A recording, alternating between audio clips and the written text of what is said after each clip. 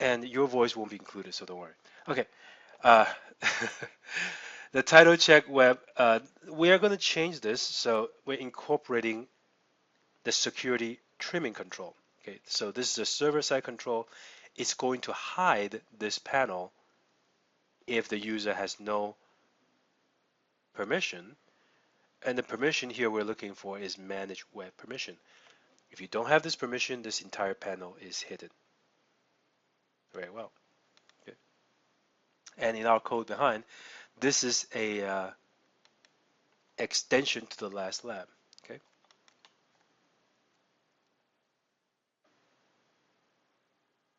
All right. So here we have run with elevated privilege, and there's our delegate that changes. Okay, the starter. Okay, that's the solution.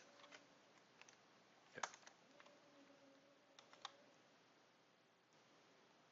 All right.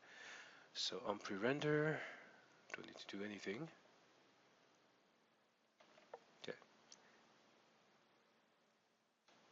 All right. So on button update click event. Okay. Set the update.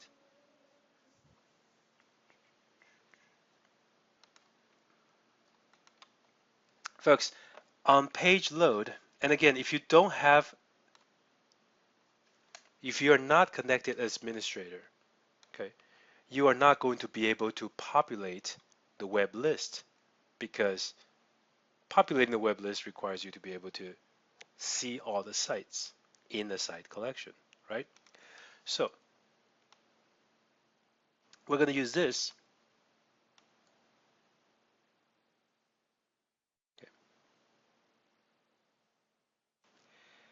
This creates an instance of code to run elevated, which is really a delegate. Okay, nothing more. Just you can go to definition, see for yourself. It's a public delegate. Why do we need a delegate? I have no idea. This one takes in nothing, returns nothing. So just make my life more interesting.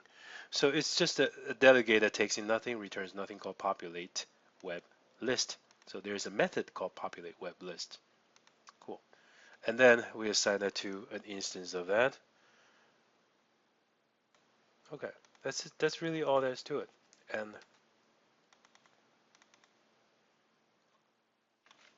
okay, very standard delegate codes. Okay. Notice the uppercase P points to the method, and that's the actual variable. Okay. Why do that?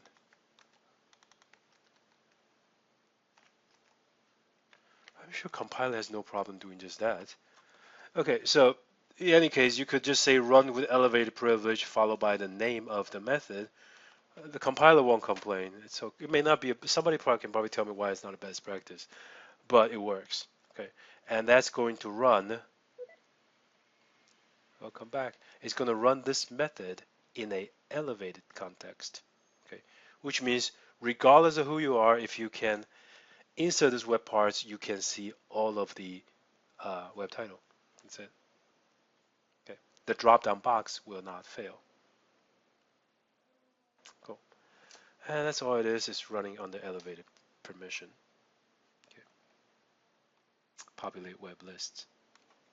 So this is what this first lab is about, to be able to get a list of web from a site collection using elevated privilege. Okay, cool. All right.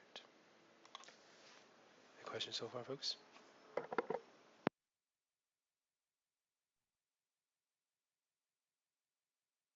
Oh no.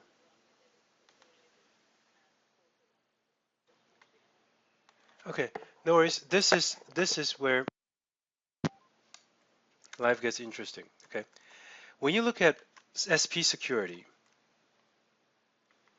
that run with privilege, uh,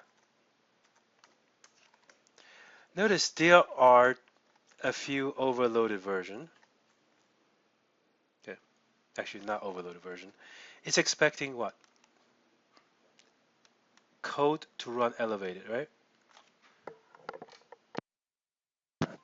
It's not. That's not a class. Okay. That is a delegate. So that means it expects a method.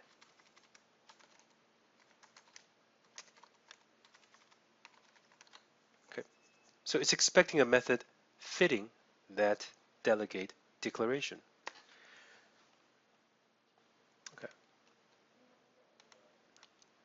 So the code example have you do this.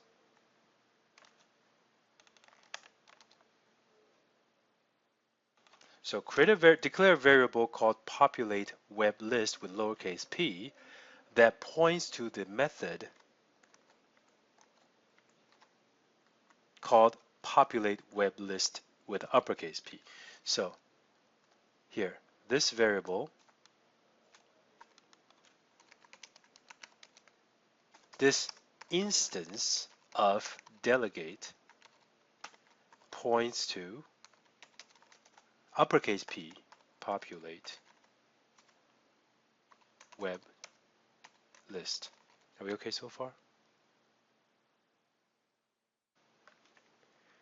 And yes, go ahead. You're good on this one? Okay. And then when we call run with elevated privilege, we simply put in this variable to say run that method. Okay. But this is good. This is a way to do it. But I personally would have just wrote it to say, hey, if you want to run with elevated privilege, just run that method. As long as the method signature works, the compiler knows what to do. It's all going to be the same code behind the scene. Two way of writing the same code. Does that make sense?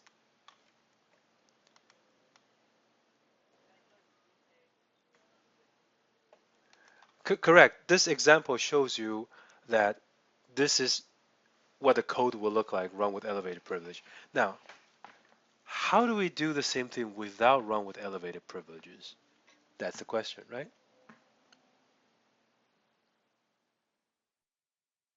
Okay, so if you break this down, we simply need a way to provide a source data, a list of webs,